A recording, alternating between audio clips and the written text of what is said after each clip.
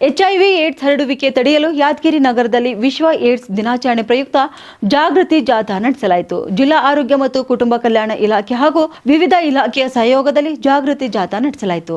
ಕನಕ ವೃತ್ತದ ಸಮೀಪದ ಡಿಎಚ್ಒ ಕಚೇರಿಯಿಂದ ವಾಲ್ಮೀಕಿ ವೃತ್ತದವರೆಗೆ ಜಾಥಾ ನಡೆಸಲಾಯಿತು. ಇನ್ನು ಜಾಥಾಕ್ಕೆ ಯಾದಗಿರಿ ಪ್ರಧಾನ ಜಿಲ್ಲಾ ಮತ್ತು ಸತ್ರ ನ್ಯಾಯಾಧೀಶರಾದ ಮರಳು ಸಿದ್ದರಾಧ್ಯ ಎಚ್ಜೆ ಅವರು ಚಾಲನೆ ನೀಡಿದರು.